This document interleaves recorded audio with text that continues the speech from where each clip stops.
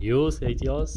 Alors voilà, avec une très très belle vue, hein, comme vous voyez, hein, regardez ça la vue, magnifique, hein, très belle vue. Bon, alors aujourd'hui, on attaque à une très belle moto également, une moto que beaucoup de gens attendaient, qui enfin arrive, il était plus que temps, c'est la Z900 SE. Alors, Z900 SE, attendez, je me prends mes gants de merde, hein, qui arrêtent pas de se détacher en permanence. Je passe ma vie à enlever les mains du guidon pour les rattacher en roulant. Bon, Z900 SE. Allez, prenons le vif du sujet. Parce qu'on n'a que 8 minutes, autant bien combler le temps. Alors, la Z900 SE, c'est une moto que personnellement, c'était même ça se demander comment ça se fait qu'il n'avait pas sorti avant. C'est une moto qui enfin pointe le bout de son nez. Alors, qu'est-ce qu'elle apporte exactement par rapport à la Z900 standard, vous allez me dire. Alors, attendez, je vais faire demi-tour. Je suis arrière, je fais attention. Ouais, je ne vais pas me casser la gueule, je vais pas moto. Voilà, la Z900 SE apporte une chose, c'est que c'est des suspensions enfin de qualité et un mètre cylindre et un étrier Brembo. Voilà. Parce que qu'est-ce qu'elle avait comme problème la Z900? C'est qu'elle avait des suspensions de mauvaise qualité. Il faut dire les choses comme elles sont, il ne faut pas avoir peur de dire les choses comme elles sont, au niveau de la fourche et au niveau de l'arrière. Vous avez la tendance de pomper au niveau de l'arrière, à la moindre aspérité, et au niveau de la fourche, ça plongeait trop.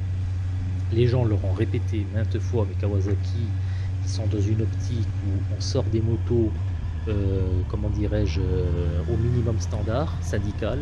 Et si on peut se faire de l'argent sans trop se casser le fion, c'est bon. Ils ont vu que ça commençait à merder au niveau des ventes et surtout au niveau de la concurrence, surtout ça, que ça commençait vraiment à devenir agressif. Ils ont commencé à sortir là, il y a 2 ans un écran TFT, couleur, impeccable et tout. Ils ont sorti 2-3 trucs et ils ont dit maintenant on va commencer à sortir en plus les suspensions. Mais c'est quand même des enfoirés à la base parce que il faut mettre beaucoup plus pour avoir ces suspensions de qualité. Et donc il y a toujours, comme Yamaha, ils ont pris la même optique que Yamaha. Il y a la version standard Z900 et la version standard Z900 SE, comme la Kawasaki Z900 RS SE et Z900 RS standard, où il faut rajouter plus pour avoir ces suspensions de qualité à l'arrière, mais pas à l'avant. Et là vous allez me dire comment ça pas à l'avant? Non, c'est des enfoirés Kawasaki. C'est que les suspensions Öhlins à réglette avec molette, c'est les mêmes que celles que sont sur Yamaha. La MT-09 et tout ça, si vous voyez avec cette molette déportée, c'est les mêmes. C'est exactement la même. Elle est à l'arrière, mais à l'avant, pour exemple, vous allez, mais les tubes sont dorés, donc forcément, si les tubes sont dorés, ça veut dire que non, c'est comme sur ma Honda, c'est des Showa ou Kayaba, peu importe, standard. Même s'ils sont dorés, moi aussi, hein, j'ai une fourche dorée sur ma moto, là, sur ma CB651, mais c'est une fourche standard, c'est pas une Öhlins. Donc, faites attention. Et là, vous allez me dire, heureusement que tu m'as prévenu parce que j'ai cru. Eh bien oui, beaucoup de gens font l'erreur. C'est suspension Öhlins à l'arrière, étrier Brembo à l'avant, hein, et je crois que mettre cylindre et Brembo aussi, et encore, j'en suis même pas sûr, si je me rappelle bien. Mais par contre, l'avant, la fourche, c'est une fourche standard. Hein. C'est une Kayaba ou une Showa. Hein. Donc méfiez-vous.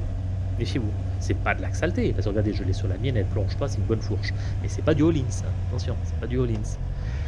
Et en plus, il n'y a pas de shifter up and down.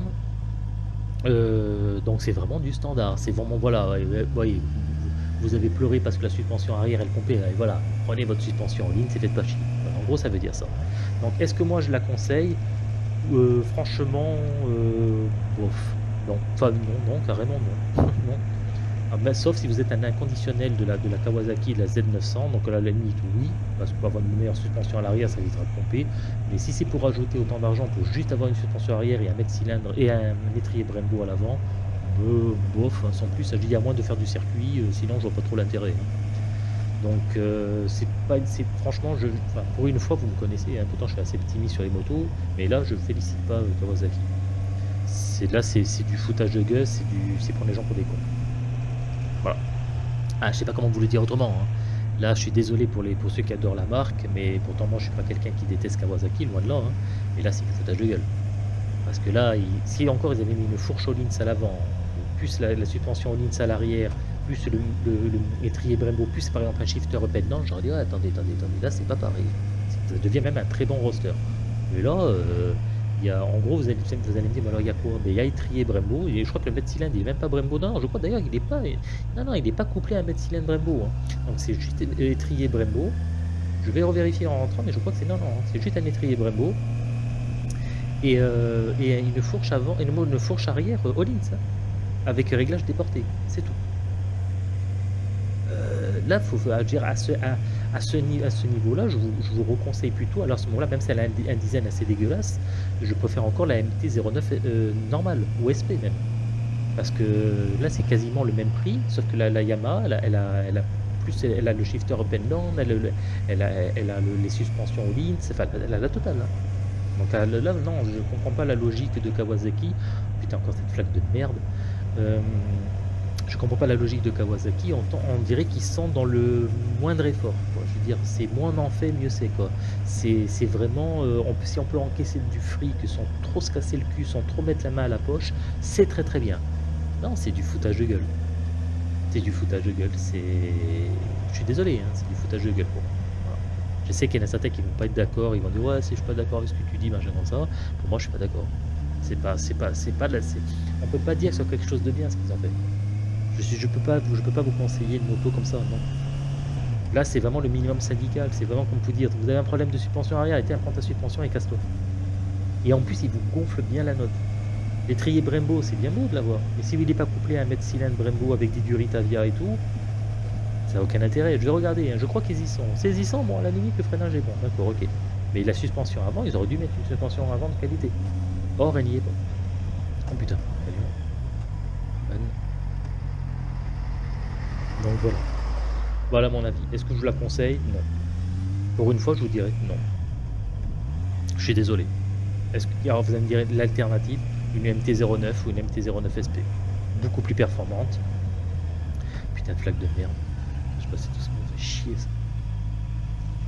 Beaucoup plus performante, beaucoup mieux. Il y a beaucoup plus d'électronique, beaucoup plus de choses bien.